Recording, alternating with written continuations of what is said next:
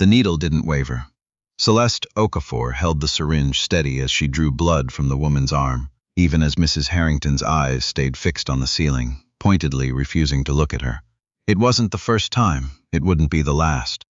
In the private wing of Cedarview Medical Center, certain patients made it known, without ever saying so directly, that they considered the hands touching them a necessary inconvenience. Celeste capped the vial, labeled it, and set it in the tray with the same precision she applied to everything. "You'll have your results by morning," she said. Mrs. Harrington said nothing. Celeste had come to Cedarview 3 years ago from a small hospital in Thunder Bay where she'd done her residency in laboratory medicine. She was 29, the daughter of a Ghanaian father and a Haitian mother, raised in Sudbury in a house where the heat sometimes cut out in February, and her parents still managed to send 3 children to university. She didn't talk about that much. She didn't need to. What she was, professionally, was exceptional. She had a particular gift for forensic pathology, the reading of tissue, blood, anomaly. Her supervisor, Dr. Vachon, had quietly told her that she was one of the sharpest residents he'd trained in 15 years. She kept that to herself, too. The private wing at Cedarview was a world apart from the rest of the hospital. Donor plaques lined the corridors.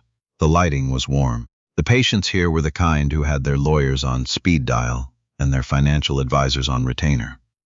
And they expected a certain grade of deference along with their medical care. Celeste gave them excellent care. The deference she kept in a drawer somewhere and never quite found. The theft was discovered on a Tuesday in March. It was Mrs. Eleanor Stafford Keene who raised the alarm. Not quietly, not through the appropriate channels, but at a volume that carried through 2 sets of closed doors and reached the nursing station at the end of the hall. Her voice had the particular quality of someone who had never been told to lower it. $32,000, she was saying when Celeste rounded the corner. My watch, my mother's watch, gone. The watch in question was a vintage Patek Philippe, apparently left on the bedside table while Mrs. Stafford Keene slept. She had been admitted 2 days earlier for a cardiac procedure. The watch had been there that morning. Now it wasn't. The floor supervisor, Marjorie Bolak, was already in the room, clipboard in hand, doing the careful performance of calm that administration required in situations like this. "We'll contact security immediately, Mrs. Stafford Keene, I assure you. I want the police called now." Mrs. Stafford Keene was sitting up in bed with the IV still in her arm, her silver hair immaculate despite everything, her gaze cutting. "And I want to know who was in this room." She paused. Her eyes found Celeste through the doorway. "Her," she said. "She was in here this morning. Alone." Celeste had been in the room. She'd drawn blood at 6:45 a.m. as part of the morning rounds, the same as every other patient on the floor. She'd been in the room for 4 minutes. The watch, she would later state, had been on the bedside table when she entered and was still there when she left.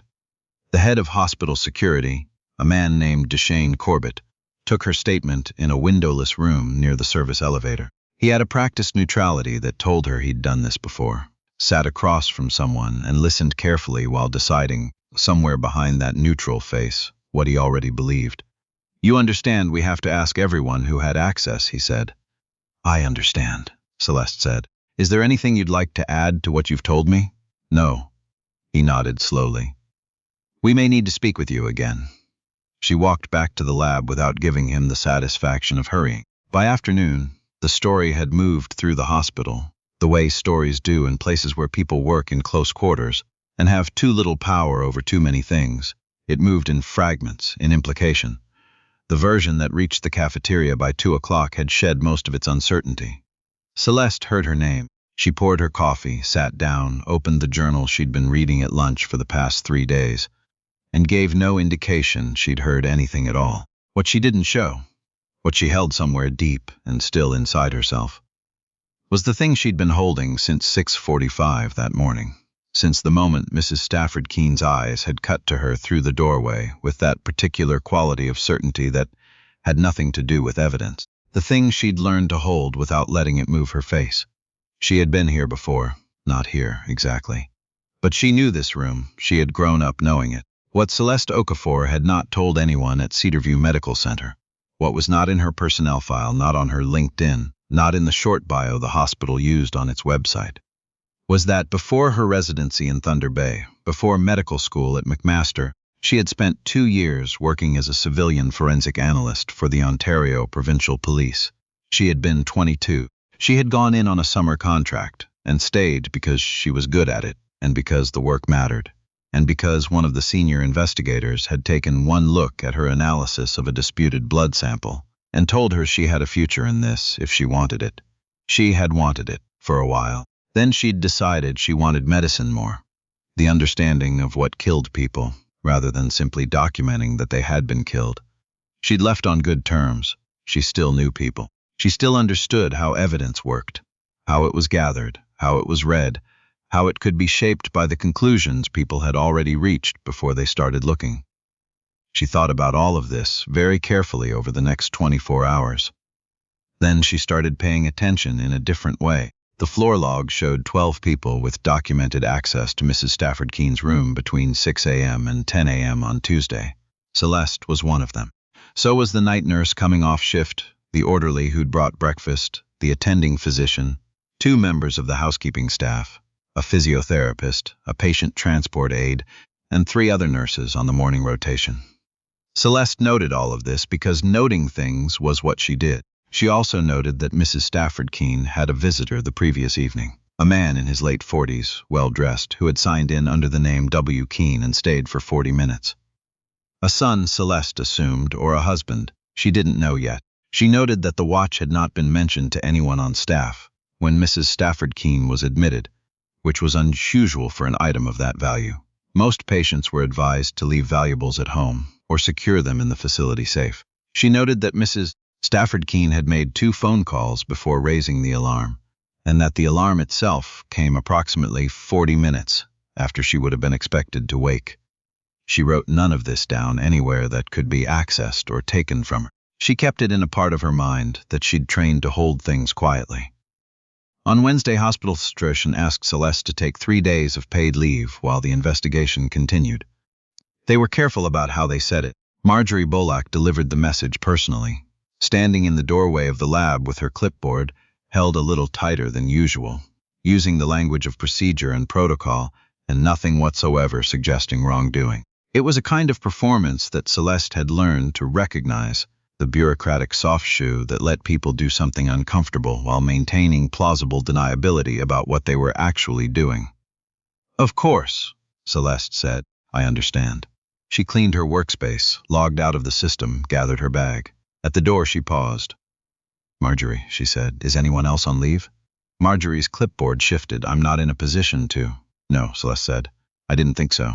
She left. She called her old contact at the OPP from her car in the parking structure. His name was Sergeant Adewale Boateng, and he had the kind of voice that suggested he'd heard everything twice and was no longer surprised by any of it. "Celeste," he said. "It's been a while." "It has," she said.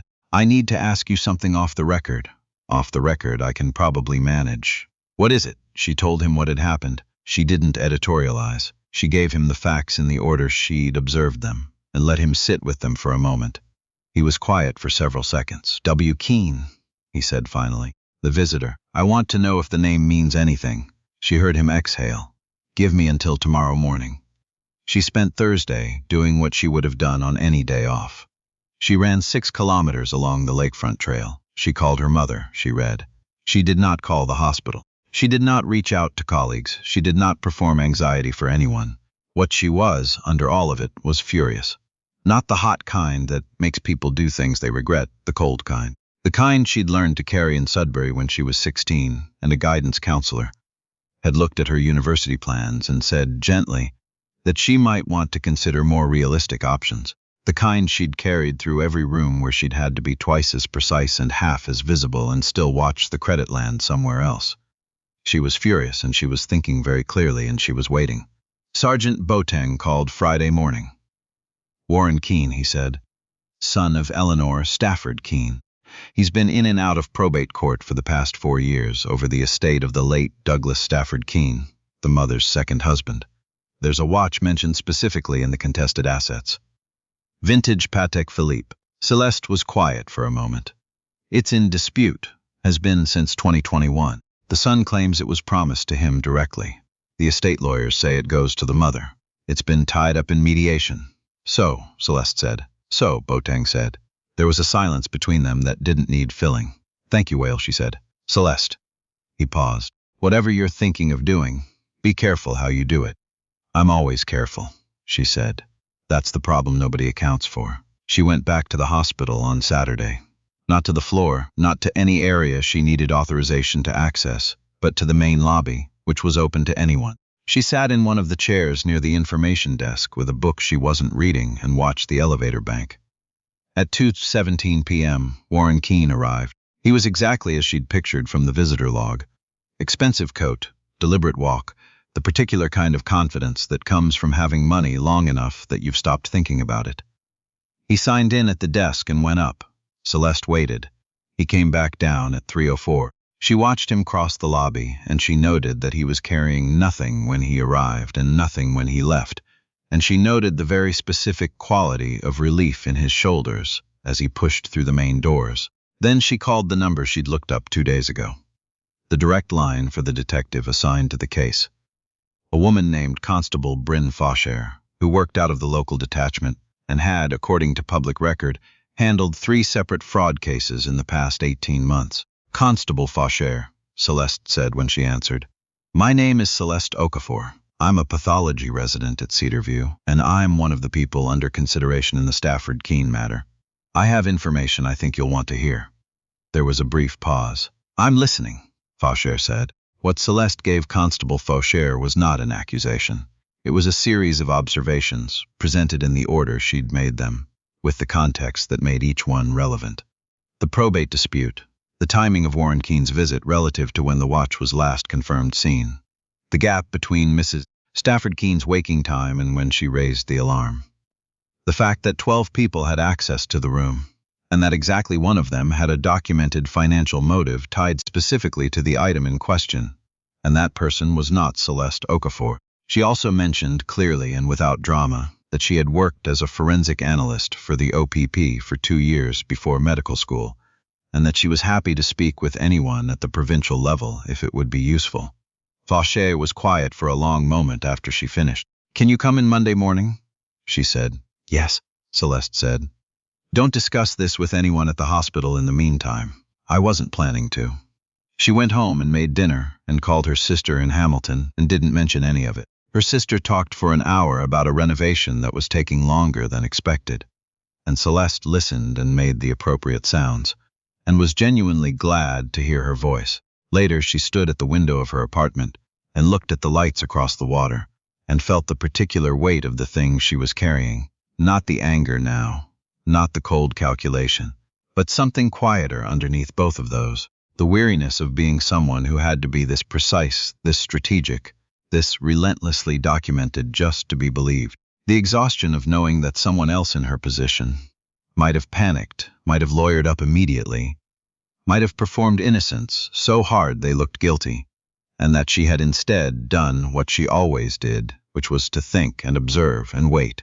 She didn't know if it would be enough. She'd been careful before, and it hadn't always been enough, but she'd done what she could do. On Monday, Constable Faucher executed a warrant for surveillance footage from the hospital's parking structure and main lobby for the date in question, as well as records from the probate court file and documentation from Warren Keene's most recent mediation session.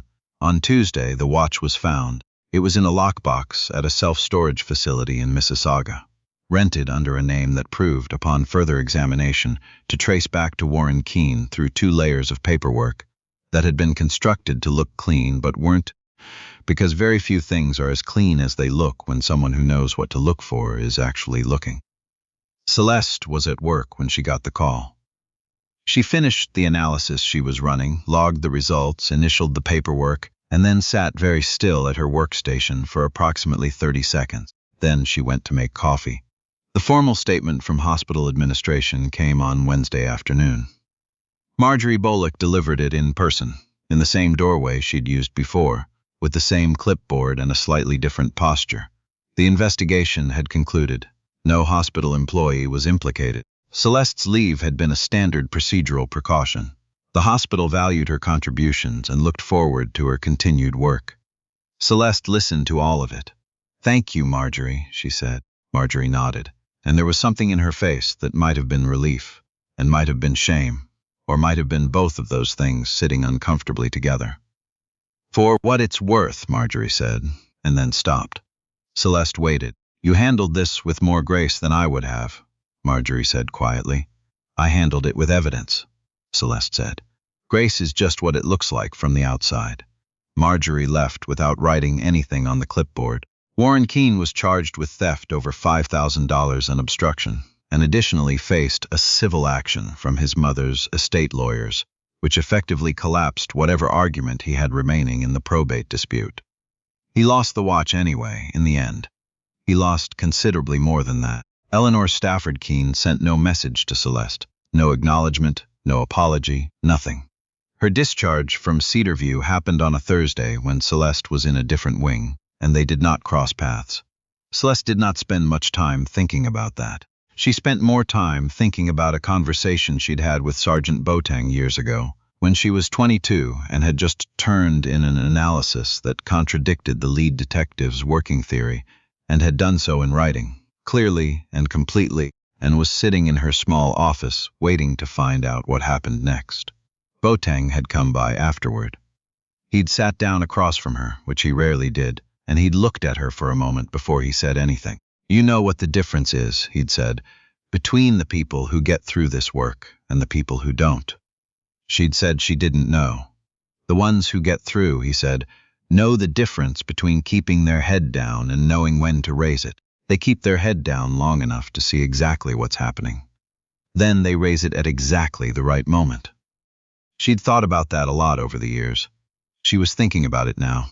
Dr. Vachon stopped by the lab on Friday morning. He wasn't a man who stopped by without purpose. He was precise and a little formal, and he expressed approval mainly through silence.